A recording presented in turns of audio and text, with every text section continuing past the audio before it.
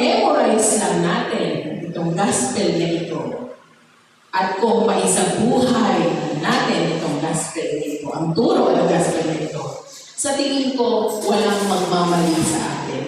Amen? Amen. Walang magmamali. So, take it away, Sister Corny. So, sabi ko, di ba, love God with all your heart, with all your mind, with all your strength, with all your soul, lahat, mamahalin natin ang Diyos. Yun ang sagot ni Jesus. Sa nagtanong sa Kanya, sino ang nagtanong kay Jesus? Sino po? Mga Escriba. Escriba. Nabasa ko to. Actually, hindi ko ito dati napansin. Pero nung pinag-aaralan ko to, na meron akong nabasa doon na parang nabigyan niya ng emphasis, no? Kung sino yung nagtanong. Kasi usually, ang kausap ni Jesus, mga apostles niya, mga disciples niya. So this time, alam naman po natin na yung mga scribes at yung mga Pharisees sa mga ibang gospel, lagi sila yung medyo hindi maganda ang Jesus. Amen. Pero nakaswerte ang scribe na ito. Maganda ang kanyang tanong. At nagtanong siya, maganda din ang kanyang sagot. Kasi yung sinagot siya ni Jesus, sumagot din siya. Kung kaya, yung maganda ang kanyang sagot, nakita ni Jesus yung sincerity ng kanyang pagtanong na talagang gusto niyang malaman. Dahil nabanggit na kanina ni Father sa Gospel, sa dami, umabot na ng 630, yung 10 utos, naging 613. Tama yung dami sinabi ni Father. Naging 613, so sa dami, siguro itong scribe na to, gusto niya talagang sumunod. Kaya lang, nalito na siya. So, alam po natin ibig sabihin ng scribe. Ang ibig sabihin ng mga scriba, sila yung may alam. Sila yung mga learner. Talagang yung mga tatalim sila yung nag-aaral, no? Sa mga kautusan. Pero ito, particularly, nagtanong siya kay Jesus. So, ano yung pinakita niya? Humility. Amen? Humble enough siya to ask Jesus sa dami. Kasi hindi siya nag-pretend na alam ko lahat. Nagtanong siya kay Jesus. At ang tanong niya ay tamang-tama. Correct na correct siya. So, sinagot siya ni Jesus. At yung sinagot siya, tinanggap niya. Oo nga, Lord. Nag-iisa lang ang Diyos, nasabi niya. At kung hindi ang hindi nagmamahal sa Diyos, kung anong gagawin mong sakripisyo, ay bali na. So, nakuha niya yung sagot. Kaya, brothers and sisters, doon pala, nakita na natin yung pagkakataon na ibinibigay ng Diyos sa ating lahat. Wala siyang pinipili kung sino ang gusto matuto at kung sino ang gusto malaman sa mga masasabi natin sa mga lahat ng commandments. Dahil gusto mo sumunod sa Panginoon. So gusto mo malaman kung anong gusto niya. Nakikita ng Panginoon. Kaya ang pangako, sabi niya, malapit ka na sa kaharian. Wala pa naman siyang sinabi na nandun ka na. So strive more. Learn more. So yun muna yung una. So doon, wala pa Sister Corey. May meeting ka ba? Madali. So much, sabi nila, it's about love again. Amen? It's about love. Sabi, so much is spoken about love, but so little is done about it. Agree or disagree? Agree. Kahit sino sa atin, araw-araw, narinig natin ang love. Amen. Especially sa atin po, na nag-iipon, pag nag-uusap tayo sa kasamahan natin, lagi natin pinag-usapan pagmamahal kay Lord, kung paano tayo mag-lingkod kay Lord. So much, sabi na. But minsan, so little is done about it. Hindi naman masama yun, diba? Pero baka hindi po natin napapansin, puro na lang usap. Baka hindi po natin napapansin ang salitang I love you, puro na lang salita, hindi na natin. Maligit, hindi naman sa hindi nagagawa. Baka nagpupulang tayo sa diba? Actually, ito po, nabasa ko lang ito kaya sinare ko sa inyo. May kasunod yan, pero hindi ko lang nilagay dyan. Ang sabi, it's the most used and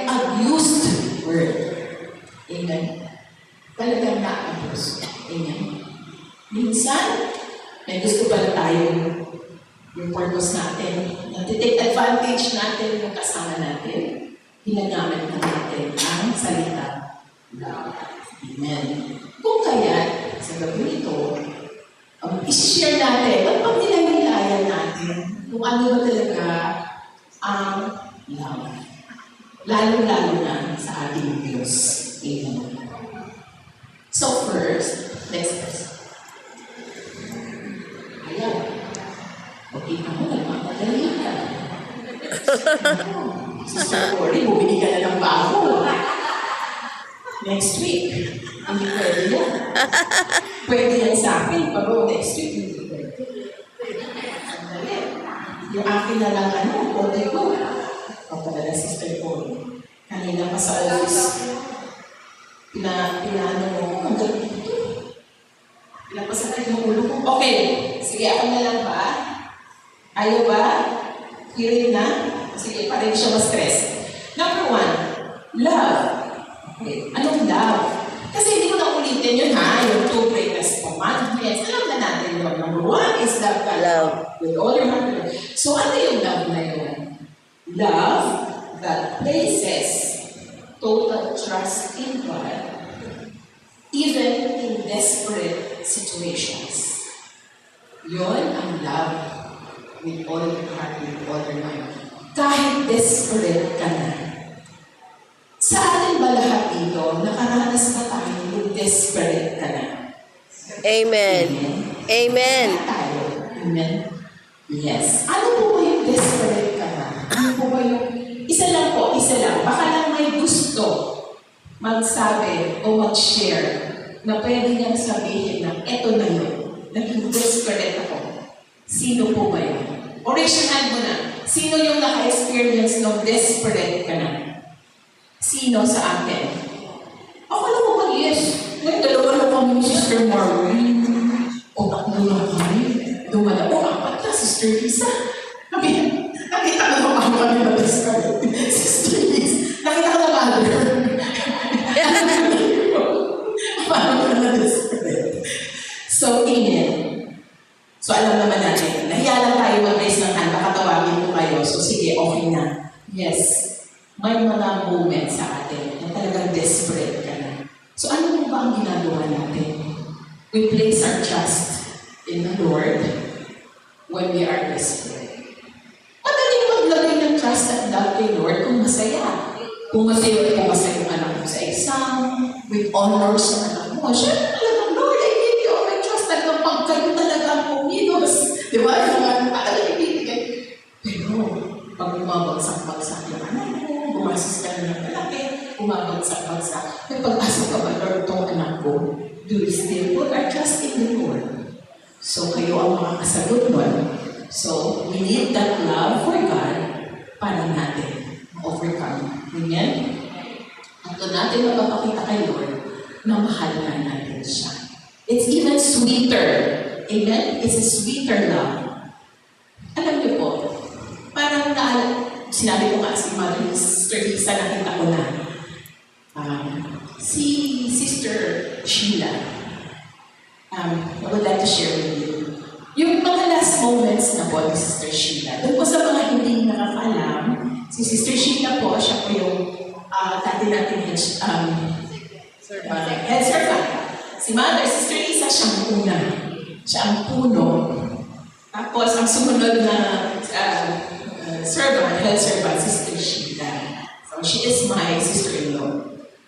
So, yung panahon na naramdaman na niya. Because she was a pharmacist. So, if you're a pharmacist, may knowledge ka about medical nila. So, alam niya ang kalagayan niya. And I also knew kung ano yung kalagayan niya. Because she told me na alam ko, I will not stay long. So, nakikiwan-iwan na siya sa akin. Of course, ini-ignore ko yun. Ako, wag ganon, ayaw wag ganon. But, habang niya iniiwan sa akin, it's a desperate situation, right? Yung wala ka nang magawa. Lahat ng gamot kaya niyang bilhin. Lahat ng paggamot kaya. Pero hindi na kaya kapawa. But,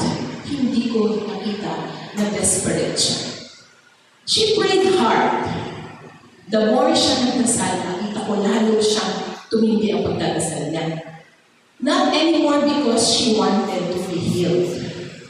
She prayed so hard. Nakita ko yung paglapit niya sa Panginoon dahil in-adjust niya na ang sarili niya sa Panginoon.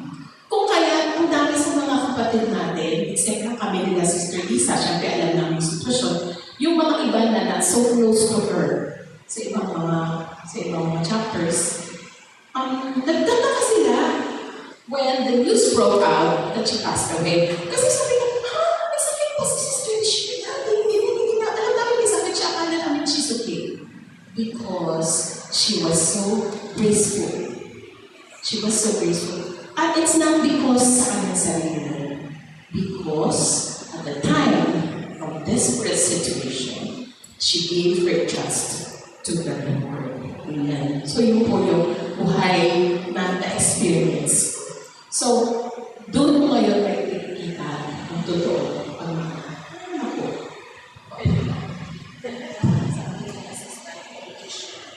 Okay, so susunod po, Sister po. Next, it is a love that clings to God with an unfailing hope in His mercy.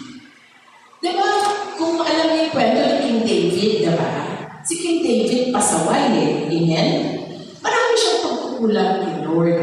Amen. Pero, nag-cling siya. Ano ba yung sabihin ng cling? Talagang nanguyapit sa Panginoon. With an unfailing hope, umasa siya sa awa ng Panginoon. Amen. Amen. So, brothers and sisters, dumating na tayo sa punto minsan na nakalimot tayo or nakalimutan natin ang Panginoon o tayo nakagawa ng isang bagay na hindi kaayon-ayon sa Panginoon. Huwag tayong humiwalayin. Minsan kasi, talagang meron tayong tendency na nahihiya tayo. Amen? Pag may totoo, sabihin sa akin kung sino hindi naka-experience na, may mga bagay minsan na nagawa tayo na tayo yung nahiya kay Lord. Amen? Amen. So, imbes na lumapit tayo at humingi ng tawad, dinedeny natin. Ginagawa natin, lumalayo tayo. Ginagawa natin, hindi na tayo uma-attend na lang kasi nahihiya ka. Parang, naman, punta ko ng punta doon, enroll ako ng pedro, tapos ginagawa ko to. Ayaw mo naman i-give up yung ginagawa mo. So, wag na muna. Amen. But brothers and sisters, if you love God with all your strength, with all your soul, with all your heart, cling sa Kanya. Because nag-aasa tayo, we have an unfailing hope in His mercy. Amen. Amen. Pagpakan natin sila. Isa pa, it is a love that clings to His will. Clings na naman, panguyapit na naman sa Kanyang will in all circumstances. Ano po ibig sabihin mo? Narinig na natin parate, kapit sa patalim. Amen? Ito po ang opposite ng kapit sa patalim. Amen?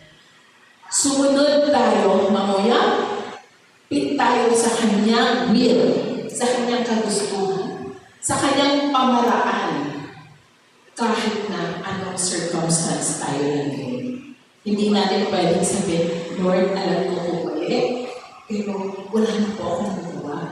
Kapit patalim, sa patalim na po ako. Then that is not loving God with all your heart, with all your soul, with all your strength. So, kailangan, kahit alam ko, Lord, ito lang sana ang solusyon. Ito lang ang maging solusyon sa problema ko. Pero alam ko na hindi ito ang gusto ko. Kaya ng Lord, wala akong magagawa. Diba? Minsan, naiisip natin lang. Minsan, na-justify pa natin. Hindi naman po mahirap. Pero intindihan mo naman po siguro. Ganyan. Lord, ito yung sinasabi. Yun ang hinihingi niya. At yun ang sinabi ni Jesus, hindi naman yung tayo pinipilit. Hindi naman sinasabi ni Jesus na, huwag yun. Basta sabi niya, ito yun. Love your God with all your heart. Ito yung aking, ito yung batayan nyo. So, nasa inyo yun. Kakapit ka sa patalim o susunod ka sa will niya. Susunod ka kung anong kagustuhan niya. Kahit ano kang circumstances na nandun ka. Amen. So yung choice, brothers and sisters, nasa inyo. Amen. Gabay na ang binibigay ni Lord sa atin. Next, please. Another one, it is a love that gives topmost priority to God above all things. Ito lagi naman natin narinig. Amen. Sa maraming bagay, lagi natin sinasabi, God first. Amen. Sa paglilingkod, God first. Sa mga gawain, sa araw-araw, God first. Naalala ko nga minsan, meron akong kausap. Very rich old woman. So, lagi niya sinasabi na, pag sinasabi ko, wow, ang galing naman po na meron kang ganito. Hindi ako magaling si Lord. O, di ang ganda. Sabi, ay, hindi ako nabigay yan ni Lord. Sabi niya, ay, buti naman. So, lagi siyang sinasabi. So, minsan, pinag-uusapan yung, syempre, minsan tinatawagan niya ako. Sabi ko, I'll call you later po, nasa prayer meeting lang ako. So, sabi ko, mabuti, ma-attend ka ng prayer meeting, sabi sa akin. Ako kasi, sabi niya, gusto ko rin yung gagawin. Sabi niya, kaya nga sabi niya, alam mo naman, busy ako. Sabi niya, kaya ako sa umagal yung function. Alam na ni Lord yun. Parang nahulog ako sa upuan. Akala ko ba, hindi ikaw magaling si Lord? Tapos, inilig din Father siya, gano'n lang sabi. Gusto ko ba sana siya lecture? Gusto ko sana mag-talk. Naalam niyo po, ganito gano'n. Kaya natakot ako Bagyan siya makikinig sa akin. So, na-shock lang po ako doon. Sabi niya, ganun na lang. Tapos tapos tulog na ako. Alam na ni Lord yun.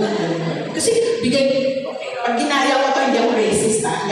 Kasi bigyan naman ako mahirap pag kailangan akin ito. Alam mo naman ano siya. Grabe. Delayed reaction. Kilala niya kasi. Delayed reaction siya. So, yun. So, top priority si Lord. Tayo kasi sabi, galing sa Kanya. Amen. Pero, syempre, tayo lang naman dito. Tayo din na nakakalam ng kung anong kakayanan natin. Syempre, minsan, meron talagang pagkukunan. Pero, ang sinasabi natin, di ba? Manifest. Sabi ng mga kabataan ngayon, manifest. So, umaga pa lang, pagising mo pa lang, manifest mo na kaagad.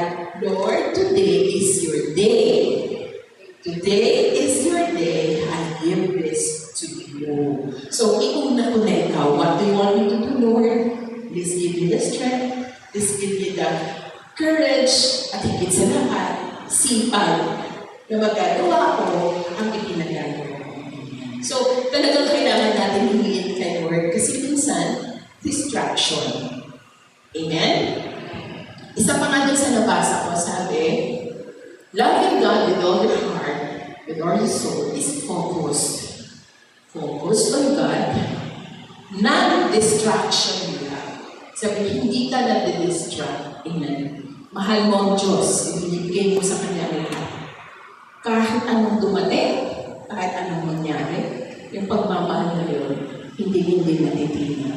Amen. Amen. So, what is the best expression of our love for God? Kanina pa natin pinag-uusapan ang pagmamahal sa Diyos.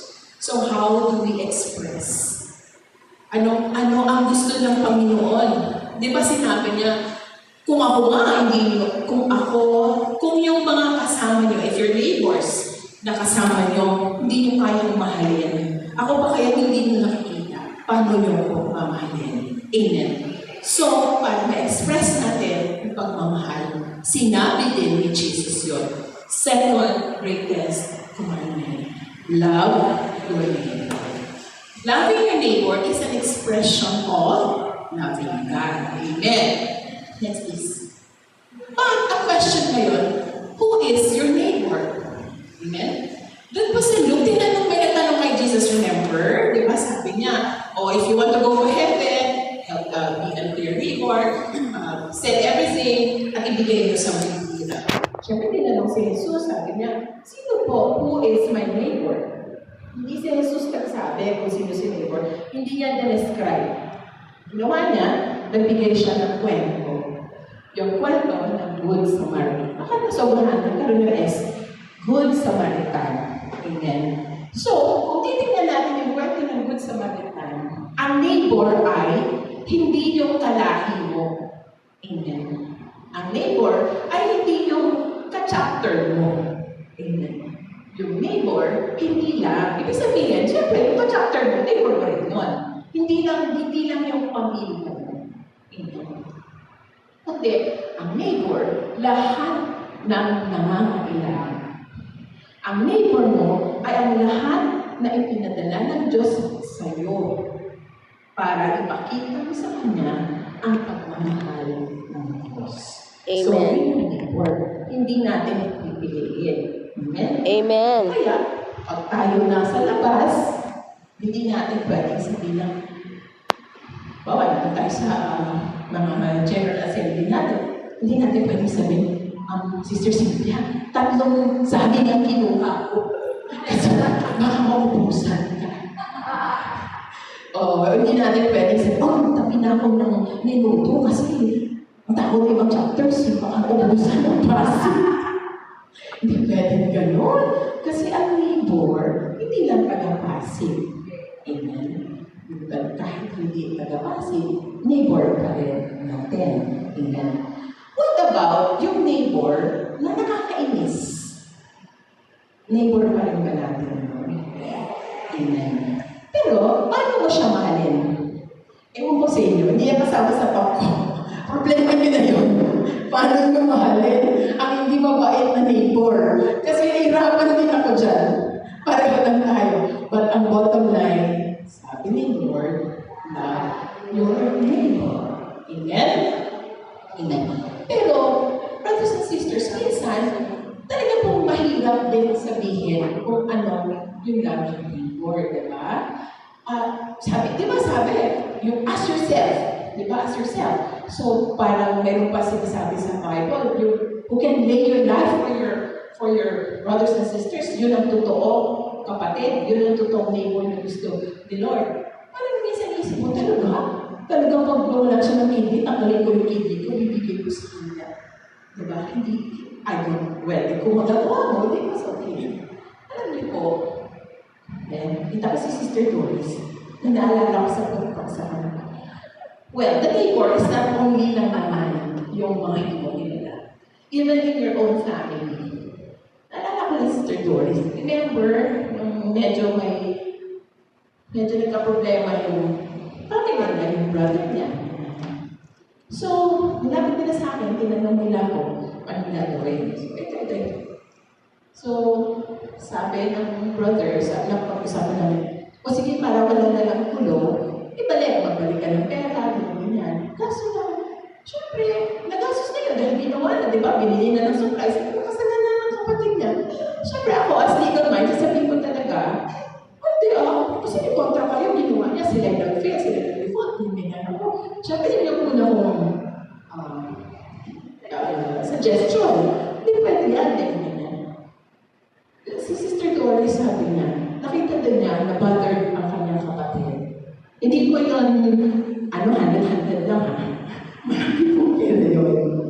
So, sabi ni Sister Doris, nung nag-usap kami kung ano dapat gawin, nausap niya ako, sabi niya, sis, alam ko na nababatter niya yung kapatid ko, nasi-stress na siya, baka kung ano pa yung maisip niya. So, pera lang yan diba? Sabi niya, mahirap, mabigat, pero magawa ng paraan.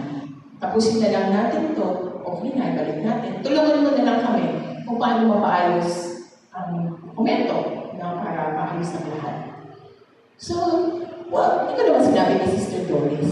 Sa sarili ko lang, ang ganda naman ng kliyente na ganito. Pag ganito yung kliyente mo, parang hindi ka mahirapan. Kasi naghingi siya ng solusyon.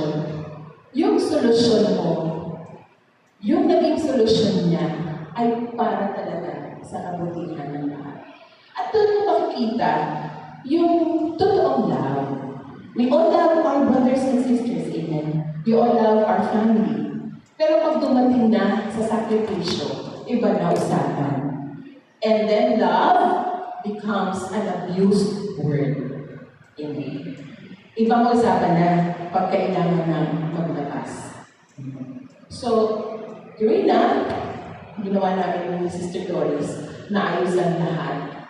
And the brother is now, siguro, hindi ko na happy ending na sila. Maybe, na-continue na sila with his life and everything. And it was such a sacrifice for a sister to do that.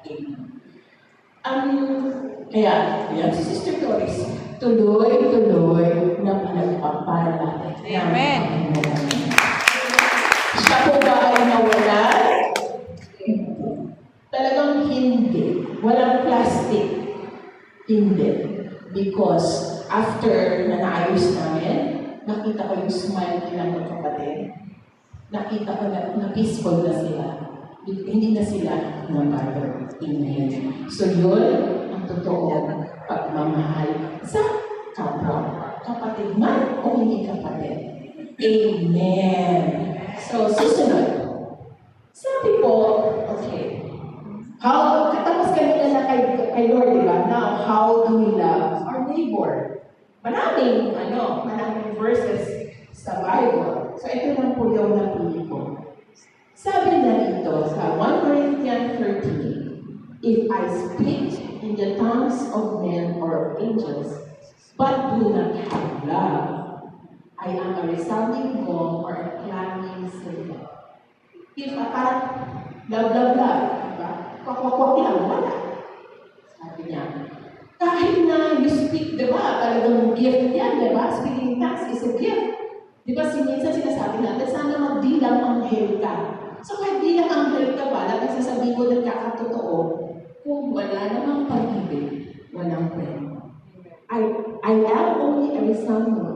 If I have the gift of prophecy, imagine mo, a gift of prophecy, and can fathom all. Ibig sabihin na fathom, makuha mo lahat. All of mysteries and all knowledge. Ikaw hindi nakamatalino. Pagdating kahit sa Bible, alam mo lahat. And if I have the faith that can move mountains, imagine mo, ganun yung faith mo, ha? But you do not have love, I am nothing.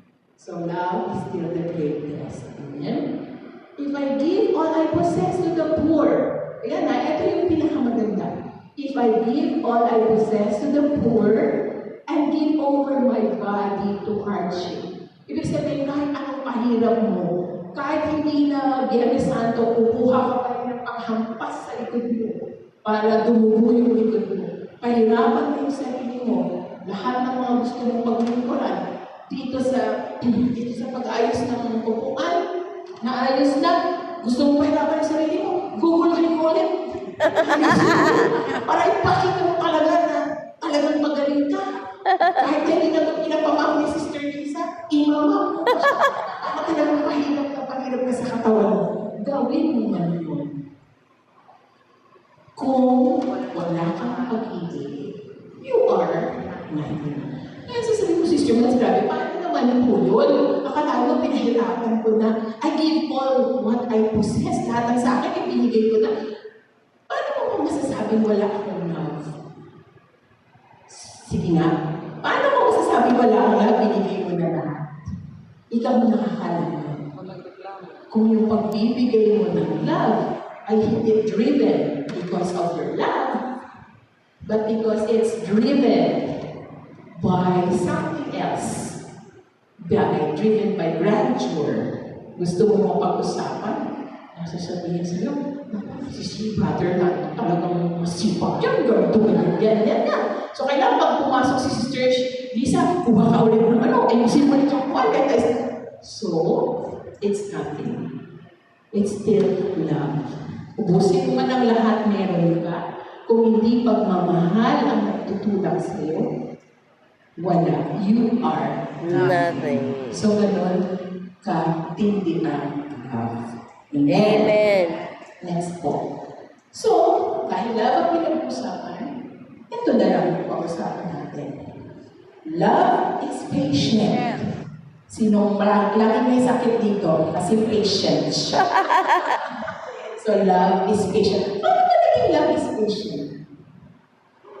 Paano naging patient ang love? How do you express your love by being patient. Sige nga, how do you express your love by being patient? Madali lang express your love by giving, yes. But by being patient, pasensyosa. Patient. Maging patient. Example, ako, sobrang dalang ko, for example, be patient with me. Amen? Pag hindi nyo nagugustuhan yung kilos ko, be patient with me. Ganun ako eh. Kung medyo mapurol ako sa paningin nyo, be patient with me. Amen? That is love. Hindi yung nahihirita ako kasama sa students. Parang tulad kanina. Ang tagal-tagal, naiirita ako. Iwan ko nga. Love is patient. Ang tagal eh. Walang tawag. Sabi, maligo lang. Tapos, sumakay ako sa jeep. Tapos, wala na siyang maupuan. Gusto pa kalungin. Tama-tama ko kakalungin. So, yes. Pero ang ganda, diba? Pinakita ni Lord, love is patient. Alam mo na. Yun ang pagiging patient. Ang ganda ng sharing, tumama. O, tama, may example tuloy ako. Wala na example sa patient. Nagkaroon tuloy ako. Thank you so much. Kunti na ng mother.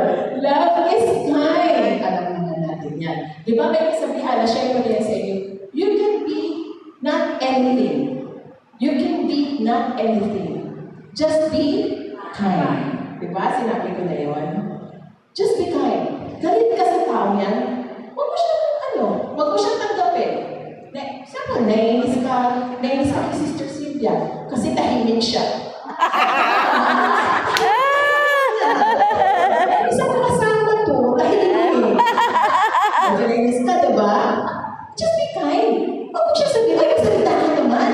Sabi kanina ka pa dyan, nandun ako, hindi ka nagsasalita. Yung kasarili na siya kasi tahimik siya. Just be kind. Do not like her. It's alright. Do not like her. Kung may iwasan mo siya, bawat dalawang van, isang van doon na dito, din ako kasi sakit na dyan. Kasi ayaw mo siya, then siya nagsasalita. Just keep quiet. Pag nakita mo siya, ay, Sister Cynthia, buti ba kasama ko? Just be kind. Do not like her, it's okay. Just be kind. So you can be not anything or everything. Just be kind. Amen. It does not envy. Siyempre, alam naman natin yun. Ang sana all, sabi ni Father, naman ko yun sa TikTok eh. May nag-alala doon na pare, sabi niya, bakit gano'n? Pag may nakita kayo nag-post na, nagpunta ako sa Singapore. Ang sagot, sana all. Sabi, nasaan na ngayon yung, wow, I'm happy for you. Nasaan na kami yung gano'n? Wow, enjoy your trips. Alam mo, enjoy kayo, take care. Ang sagot agad, sana all. Sabi, ano ba yun? Bakit na uso? So sabi niyo, sana all na yan, ingatan mo. Kasi may tamang ingit yan. Yes. Sinabi mo sana all. So alam na natin yung envy. Even to the point na minsan, di ba, minsan Sister Nils, bakit kinasal yung brother niya? Naman alam. Hindi naman ready. Di ba? Ako ba, matagal na ako mag-aaral. So, don't be just may panahon. Di ba? Kung alam nyo na, gano'n kayo na pa. Di ba ingit? Di ba, Sister Jessa? Kung alam nyo na. Ngayon, it does not boast. Yun ang sinabi ko kanina. Bigay mo man ang lahat kung ang ginagawa mo ay dahil gusto mo lang. What is boast? Magyayabang. Diba? It is not proud. Para bang, ako na, Sister Lisa, 25 years na naman, diba? Ilang years na po kayo sa 26 years na ako, diba? Hindi na siya pwedeng pagsabihan. Diba? Like ako, minsan sa mother, hindi pwede yan kasi nakikinig siya. Ako yung panganay niya. Panganay mo, batch 1 ako eh. So siya yung panganay niya ako. Pero minsan, pag nag-usap kami, mother, dapat ganito yun kasi ganyan din. Huwag na kami, sige, gusto mo. Pero minsan, gumagawin naman. Pero kasunod. Kasunod naman siya. Kasi hindi siya proud. Diba? Dito, ako pa ba? Pag-utosan niya? Alam niya, delikwente niya yan. Kaya na, tigas ulo ka. So, sabihin, you cannot be proud. And then, it does not dishonor others, brothers and sisters. Ito talaga po ang most located talaga. We do not dishonor. Huwag tayong racist tulad ng ginawa ko kanina. Let us not dishonor. So alam niyo na po siguro. Sige na. They want to make an example. Basta not dishonor others. I mean, do not do anything na makakapababa sa pagkatao na isang tao. In general na lang sasabihin. If you say something and you think ang sasabihin mo makakapababa sa pagkatao niya, shut up. Sabi nga ni Sister Bell, diba? Sit down and shut up. Zipper yun. Hindi makakabuti. Di kaya. Kahit totoo yung nakita mo, tahimik ka na lang. Kung hindi naman, makakasira. Paninirang po, brothers and sisters. Yan ang common natin na nagawa. So, lagi tayong kumira. Eto ba, yung sasabihin ko ba, makakasira sa pagkatao niya? Baka may maniwala sa'yo. Yun ang problema. For example, sasabihin ko, yan siya, Sister Nels, minsan minsan hindi yan nagre-report ng ayos eh. Tumakbo kung saan yung tinatala yung funds. Hindi ka naman sure. You're not even sure, di ba? Just to give an example. So, pag sinabi ko ba yan, makikita ba yung nawalang funds? Di naman, di ba? Pag sinabi ko ba yan, makukorek? Di naman, di ba? So, paano kung hindi ko maginawa? Paano? Kahit di naman ako pa. Yung nakarinig sa'yo. Hindi naman niya ako kilala eh. Tuwang-tuwa nga siya sa akin pag nakikita niya ako, Sister Nels, ganun, bait-bait ni Sister Nels. Dahil nag-comment ka ng ganun. Pag nakikita niya ako, tataasan niya na ako ng kilay. Pag nag-report. So, sino ang sumila sa akin? Hindi pa sana niya alam. Paano kung bukas nagbago ako? Okay, sabihin ba ng ginagawa ko? Paano kung bukas tinatsa ko ni Lord na kaya nga tayo nandito eh, di ba? Kaya tayo nandito kasi we're sinners. Nagkakamali tayo para tayo i-correct. Paano binigyan ako ni Lord ng blessing bukas, nagbago ako? Eh, di yung nakarinig, wala na ang pag-asa. Nasira na. So, kinat mo na yung pag-asa ng taong bago. Kasi binalitan ko na. Tama o mali. Tandaan niyo yan. Tama o mali. Sinasabi mo, kung makakasama, hindi pa rin tayo. Amen. Okay, dito na ako.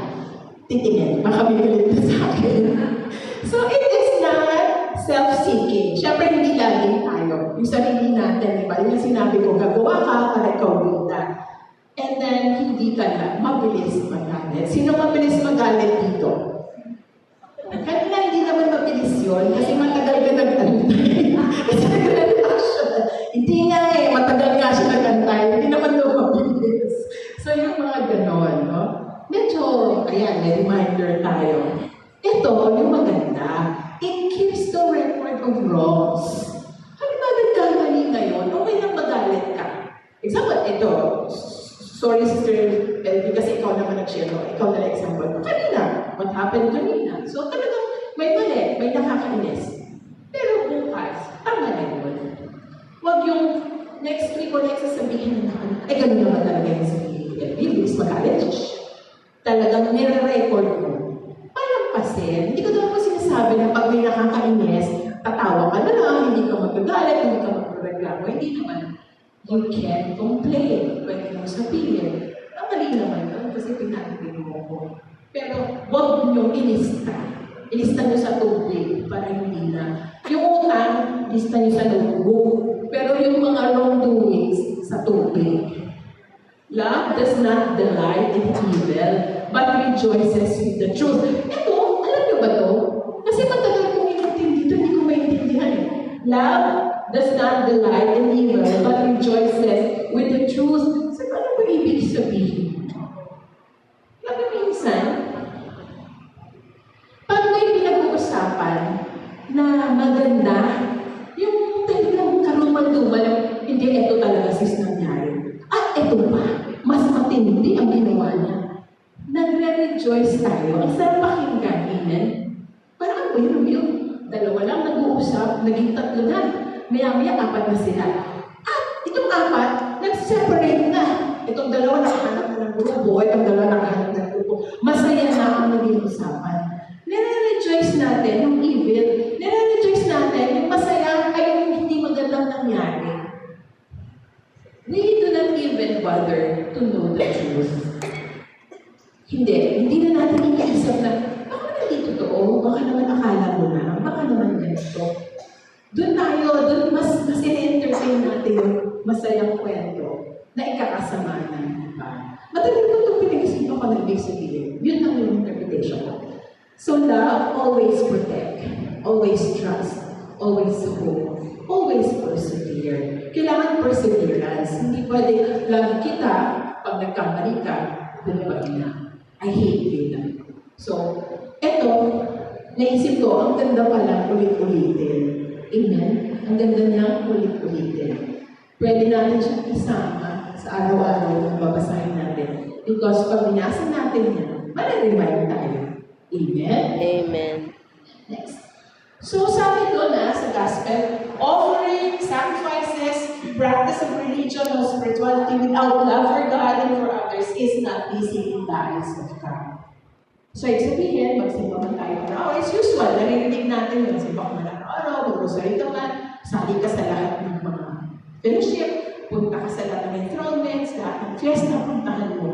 Kung wala ka doon sa mga una natin pinag-usapan, hindi pa rin nabibilis sa Panginoon. So, hindi natin pwedeng i-cover up sa pagiging masipag kung wala tayong love. Amen? So, next one yan.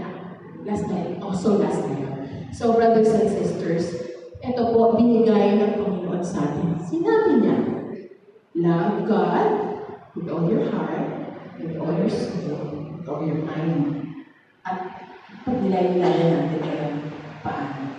Nawa, yung mag-usapan natin, kung ilan ba doon, o lahat ng doon, pagbibigay natin araw-araw. Kasi sabi nga po nila, lahat ng utos ng Bible, lahat ng aral sa Bible, sum up into this two. Love God